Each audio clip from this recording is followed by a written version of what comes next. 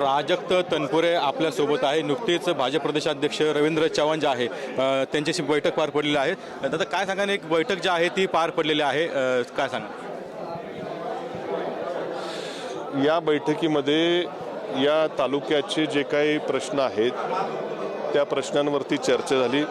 माझी निवडणूक लढवण्याची जी भूमिका होती ती फक्त या राहुरी तालुक्याच्या विविध प्रश्नांची सोडवणूक व्हावी, कारण या राहुरी तालुक्याला गेल्या 15-20 वर्षापासून विधानसभेमध्ये खूप कमी प्रतिनिधित्व मिळालेलं आहे।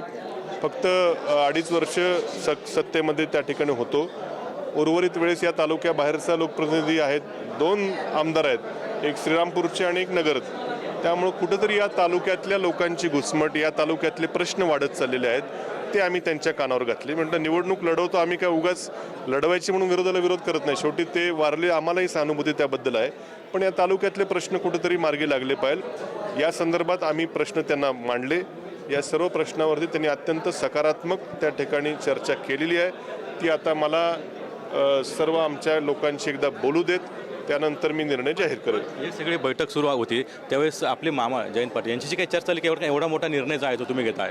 नाही, जयंत पाटील साहेबांचं मला आग्रह होता की आपण राष्ट्रवादी काँग्रेस पक्ष जर लढवायची असेल तर राष्ट्रवादी काँग्रेस शरदचंद्र पवार पक्षाकडून आपण निवडणूक लढवली पाहिजे।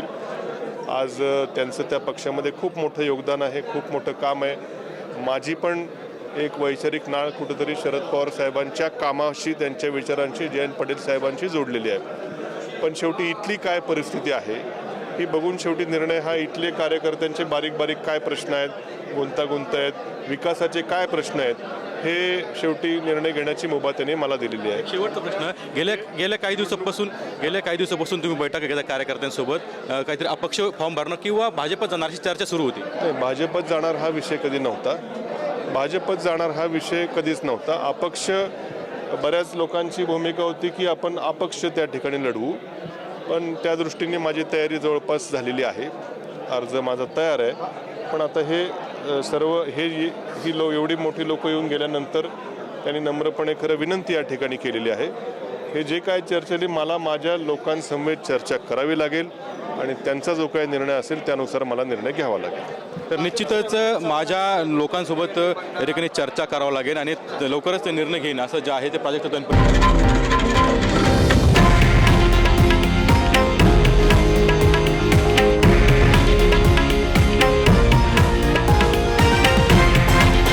हे आहे देशातील नंबर 1 न्यूज नेटवर्क आणि आपण पाहत आहात TV9 मराठी, एकमेव।